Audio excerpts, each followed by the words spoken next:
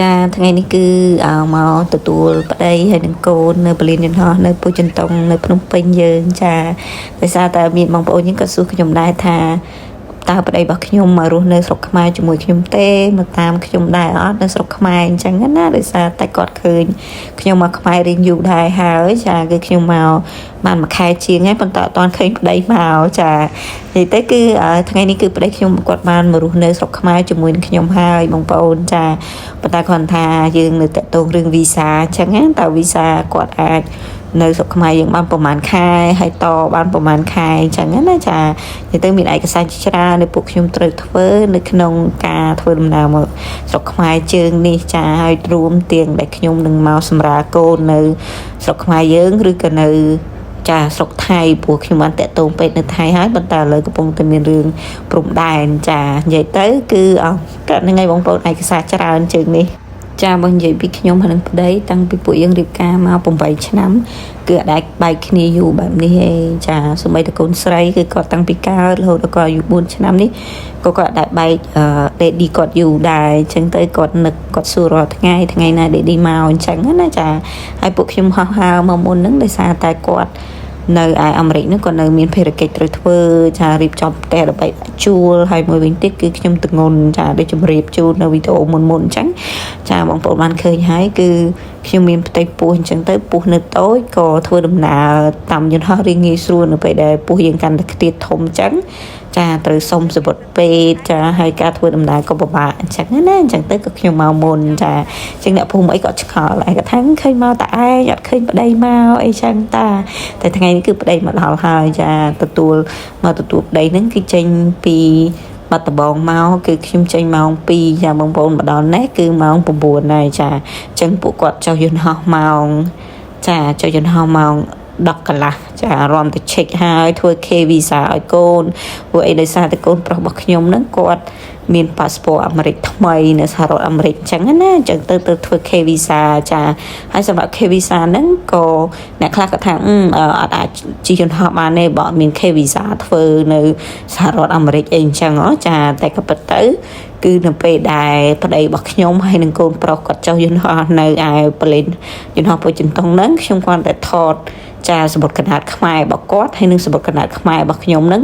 ចាផ្ញើទៅចាតាមអ៊ីមែលឲ្យប្តីអញ្ចឹងណាបងប្អូនអញ្ចឹងទៅនៅពេលដែលគាត់មកដល់ប៉ូលីនយន្តហោះគាត់បើកចាសម្បត្តិរូបសម្បត្តិកណ្ដាលខ្ញុំហើយនឹងសម្បត្តិកណ្ដាលកូនអញ្ចឹងទៅបង្ហាញចាមន្ត្រីប៉ូលីសនៅខាងខាងប៉ូលីនយន្តហោះទៅគឺគេធ្វើចា K visa ឲ្យគាត់ទៅដោយមិនបាច់ខ្ញុំជាម្ដាយចូលទៅដែរអញ្ចឹងមានភាពងាយស្រួលមុនពេលដែលប្តីខ្ញុំមកស្រុកខ្មែរហ្នឹងគាត់ក៏បានសួរដែរថាតើគួរឲ្យគាត់ទិញ visa ឲ្យកូនដូចជា visa ជនជាតិអាមេរិកបង់$35ហ្នឹងឬក៏ធ្វើ K visa ឲ្យកូនអញ្ចឹងណាពេលព្រោះគាត់ខ្លាចពេលយើងបង្ហាញឯកសារទៅមន្ត្រីប៉ូលីសហ្នឹងគេអត់ធ្វើឲ្យអញ្ចឹងណាបងប្អូនចាប៉ុន្តែខ្ញុំក៏បានសួរគាត់ហើយនៅថ្ងៃដែលខ្ញុំចូលយន្តហោះហ្នឹងខ្ញុំសួរថាចុះបើខ្ញុំអត់បានមកជាមួយនឹងប្តីនឹងកូនទេពួកគាត់មកតាមក្រោយតើកូនខ្ញុំនឹងអាចធ្វើ K visa បានអត់ចឹងណាអញ្ចឹងទៅគាត់ក៏ណែនាំថាខ្ញុំក៏អន្តថតរូបចាសម្បត្តិកំណើតរបស់ខ្ញុំសម្បត្តិកំណើតរបស់កូនអញ្ចឹងទៅផ្ញើឲ្យប្តីខ្ញុំអញ្ចឹងទៅនៅពេលដែលពួកគាត់ចុះយន្តហោះហ្នឹងគាត់អាចបង្ហាញឯកសារហ្នឹងទៅមន្ត្រីប៉ូលីសនៅខាងប៉ូលីសយន្តហោះហ្នឹងគេធ្វើឲ្យអញ្ចឹងណាបងប្អូនចាប៉ុន្តែសម្រាប់ខ្ញុំនៅតែដូចថាយើងនៅសង្ស័យថាប្រហែលជាពួកគាត់អត់ធ្វើឲ្យមានអីខុសអីអញ្ចឹងទៅខ្លាចគាត់អត់ធ្វើឲ្យអញ្ចឹងពេលទៅដល់ភ្លាមហ្នឹងខ្ញុំក៏បានចូលទៅសួរគេកន្លែងរងចាំហ្នឹងសួរថាតើខ្ញុំអាចកាន់សម្បត្តិកណ្ដាលនេះទៅកន្លែងពេលគាត់ចុះយន្តហោះមកដើម្បីឲ្យចាមន្ត្រីប៉ូលីសនឹងមានឯកសារដើម្បីធ្វើ K visa ឲ្យអញ្ចឹងណាហើយមួយវិញទៀតដោយសារប្តីខ្ញុំគាត់មកអីវ៉ាន់មានរៀងច្រើនដែរបងប្អូនរហូតទៅដល់ចារហូតដល់6កេសអញ្ចឹងក៏រុញម្នាក់ឯងអញ្ចឹងទៅខ្ញុំថាខ្ញុំសុំចូលទៅកន្លែងទទួលអីវ៉ាន់នឹងបានអត់ដើម្បីជួយចាមានបងប្អូនថ្លៃរបស់ខ្ញុំក៏ទៅដែរអញ្ចឹងណាដើម្បីជួយទទួលអីវ៉ាន់ជួយរុញអីវ៉ាន់អញ្ចឹងណាបងប្អូនប៉ុន្តែខាងគាត់ក៏ឆ្លើយវិញថាខ្ញុំមិនអាចចូលទៅដល់កន្លែងយកអីវ៉ាន់នឹងទេឬក៏កាន់ឯកសារនឹងទៅខាងក្នុងបានទេលុះត្រាតែដូចមានអ្នកធានាបងប្អូនដូចខាងមន្ត្រីប៉ូលីសនឹងគាត់ត្រូវការខ្ញុំអីអញ្ចឹងប្តីខ្ញុំអាចនាំមន្ត្រីនឹងមកហៅខ្ញុំទៅខាងក្នុងវិញចាអញ្ចឹងខុសគ្នាពីការនៅអាមេរិកយើងអាចចូលទៅដល់ កន្លែងខាងក្នុងជ្រៅតែម្ដងបានទេប៉ុន្តែយើងអាចទៅដល់កន្លែងទទួលយកកាបូបអីវ៉ាន់នេះអញ្ចឹងដូចមានសាច់ញាតិអីអញ្ចឹងគាត់អាចទៅជួយលើកអីវ៉ាន់រុញមកបានចាគុណស្រីគឺគេនឹក Daddy គេខ្លាំងណាស់ចាបែកគ្នារឿងយូរដែរចាហើយគឺមកហ្នឹងគឺអោបរិតចាកូនប្រុសក៏នឹកតែគេអត់លក់ដោយសារតែនៅឯស្រុកអាមេរិកនោះគឺពេលថ្ងៃហើយនៅនេះគឺពេលយប់អញ្ចឹងទៅគាត់នៅគេហៅថាវែងយប់វែងថ្ងៃអញ្ចឹងណាបងប្អូនចាអញ្ចឹងរឿងពិបាកដែរមកទឹកដំបងហ្នឹងគឺការពេលវេលាម៉ោងគេងម៉ោងក្រោកម៉ោងញ៉ាំអីគឺផ្ទុយគ្នាទាំងអស់ចាសម្រាប់ប្តីខ្ញុំវិញគឺគាត់មិនដល់ស្រុកខ្មែរអញ្ចឹងគឺគាត់មានអារម្មណ៍ថាគាត់ឆ្លាស់មុខឆ្លាស់មាត់ណាបងប្អូនគាត់ថាចេះធូរទ្រូងតែថាគាត់អត់សូវ stress ដោយសារតែគាត់នៅអាមេរិកនោះការងារច្រើនចាការងារច្រើនហើយមួយទៀតយើងនៅបែកគ្នាផងគាត់ធ្វើការងារផ្ទះផងគាត់ធ្វើការងារនៅក្រុមហ៊ុនចាហើយគាត់ត្រូវកំង order អីផ្សេងទៀតហើយមួយទៀតគាត់ stress នៅពេលដែលគាត់ជិះយន្តហោះមួយកូនអញ្ចឹងគាត់ខ្លាចមានបញ្ហាអីអញ្ចឹងកើតឡើងអីអញ្ចឹងណាបងប្អូននិយាយទៅមនុស្សយើងអត់ចិត្តជិះយន្តហោះទៅមានអារម្មណ៍ថាចែកខ្លាចមានអីខុសមានអីកើតឡើងនៅលើយន្តហោះអញ្ចឹងណាបងប្អូនសូម្បីតែខ្ញុំ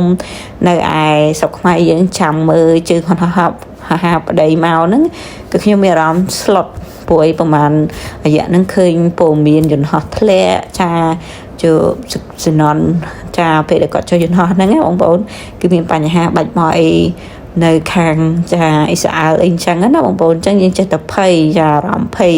ចឹងបានពីមុនមកខ្ញុំអត់សូវយល់អារម្មណ៍ហ្នឹងឯងគេថាយើងធ្វើដំណើរទៅគេទាំងយើងអត់អីទេប៉ុន្តែ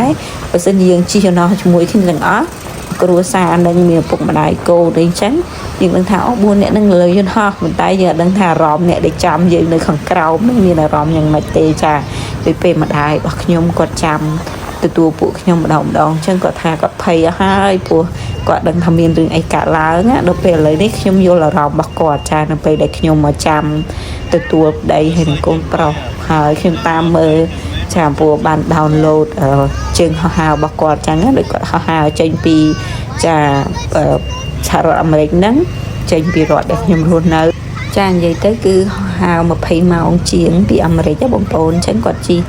ជើងហោះហើរកូរ៉េចាកូរ៉េ Airlines ប៉ុន្តែជិះពីអាមេរិកនោះជិះបយន្តហោះ Delta ចាក៏ពិត Delta ហ្នឹងជាលើកទី1នៅពួកខ្ញុំជិះអញ្ចឹងទៅខ្ញុំមានអារម្មណ៍ថាអត់សូវចិត្ត Delta ទេចាជារឿយពេលខ្ញុំជិះយន្តហោះហ្នឹងគឺជិះ EVA Air ជើងរបស់តៃវ៉ាន់អញ្ចឹងណាបងប្អូនចាហើយសម្រាប់ចាចេញពីអាមេរិកមកគឺចេញពីរដ្ឋដែលខ្ញុំរស់នៅ Kentucky ហ្នឹងហោះមកAtlanta Georgia ចាចេញពី Atlanta Georgia ហើយបានដល់កូរ៉េហើយបានដល់ខ្មែរចឹងខ្ញុំបាន download ជើងហោះហើរគាត់ check មើល flight របស់គាត់តាម Google ចឹងណាបងប្អូនចា check ទៅថាគាត់ដល់ណាអញ្ចឹងខាងខ្ញុំនេះក៏គេអត់លក់ដែរចាំមើលផ្លូវថាឥឡូវចេញពី Kentucky ហើយចាមកដល់ Georgia ហើយអញ្ចឹងចេញពី Georgia ទៀតបានមកដល់កូរ៉េអញ្ចឹងយើងរឿងធូរណាឃើញជើងហោះហើរហ្នឹងមកដល់កូរ៉េហើយចាអញ្ចឹងនៅពេលចាំពីជើងហោះកូរ៉េហ្នឹងចេញពីកូរ៉េមកដល់ស្រុកខ្មែរយើងទៀតបានថាអូធូរមកដល់ហើយដូចថាបានចុះចតដោយសុវត្ថិភាពអញ្ចឹងណាបងប្អូនចាហើយនិយាយទៅដូចពិបាកដែរព្រោះប្តីរបស់ខ្ញុំគាត់ថាគាត់ព្យាយាមទិញអ៊ីនធឺណិតនៅលើយន្តហោះប៉ុន្តែគាត់ថាគេអត់មានអញ្ចឹងទៅក៏យើងពេលដែលគាត់នៅលើយន្តហោះយើងអាចទាក់ទងគ្នាបានទេអញ្ចឹងនៅពេលដែលគាត់ចុះមកហើយtransit ទៀងលឿនក៏គាត់បានផ្ញើសារអីមកប្រាប់ដែរចាដល់ពេលដែលគាត់រងចាំនៅកូរ៉េហ្នឹងបានគាត់តាក់ទងមកថាគាត់លើគាត់ដល់កូរ៉េអញ្ចឹងណាចាសារនៅកូរ៉េយើងចាំ2ម៉ោងចាមុននឹងហោះមកស្រុកខ្មែរចានិយាយទៅឥឡូវគឺបានជុំគ្នាវិញហើយគ្រួសាររបស់ខ្ញុំបានពេញលេងវិញហើយចាអញ្ចឹងមានអីគឺយើងងាយស្រួលជាងមុនចាព្រោះពីមុនមកព្រឹកឡើងខលគ្នាចាយប់ឡើងទៅខលគ្នាមួយយប់មួយថ្ងៃអញ្ចឹងរឿងពិបាកចាព្រោះយើងធ្លាប់តែពិភាក្សាគ្នាមានការអីយើងនិយាយគ្នាដល់ពេលយើងនៅបែកគ្នាអញ្ចឹងរឿង stress ច្រើនចាអញ្ចឹងអរគុណច្រើនបងប្អូន